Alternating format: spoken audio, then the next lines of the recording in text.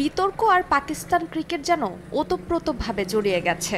সবসময় কোনো না কোনো বিষয় নিয়ে অস্থিরতা কাজ করে পাকিস্তান ক্রিকেটে। এবারের বিশ্বকাপের আগে ইস্যু ছিল ক্যাপ্টেন্সি।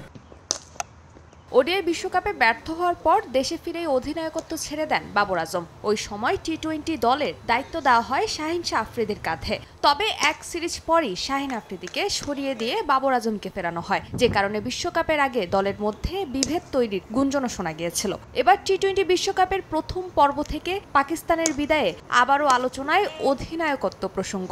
এর আগেও মেয়ের জামাই শাহিন শাহ আফ্রিদিকে অধিনায়কের দায়িত্ব থেকে বাদ দেওয়া নিয়ে ক্ষোভ প্রকাশ করেছিলেন শহীদ আফ্রিদি। দল সুপার 8-এ যেতে না পারায় আবারও ক্ষোভ প্রকাশ করলেন তিনি। চলছে প্রেডিকশন গেম নগদ অ্যাপে। প্রেডিকশন করে জিতুন জিক্সার বাই টিভি, স্মার্টফোন সহ আরো অনেক পুরস্কার। বাবরের উচিত ছিল শাহিনের অধিনায়কত্বকে সমর্থন করা। সে সময় নেতৃত্ব না নিয়ে তিনি দৃষ্টান্ত স্থাপন করতে পারতেন। শাহিনকে অধিনায়কত্ব দিলেন, বললেন টি-20 বিশ্বকাপ পর্যন্ত দায়িত্বে থাকবে। সে সময় বাবরের উচিত ছিল শাহিনকে সমর্থন করা, আর সেটা করলে বাবরের সম্মান বাড়ত, একটা দৃষ্টান্ত তৈরি হতো। তবে অধিনায়ক বদলের ঘটনায় বাবরকে সম্পূর্ণ দায় দিচ্ছেন না আফ্রিদি, বরং নিয়ন্ত্রক সংস্থা হিসেবে পিসিবিকেই দুষছেন তিনি। এখানে বাবরকে পুরোপুরি দোষও দেওয়া যায় না, কিছু দায় নির্বাচকদেরও। কারণ কয়েকজন নির্বাচক প্রকাশ্যেই বলেছিলেন কিভাবে অধিনায়কত্ব করতে হয় তা শাহিন জানেই না।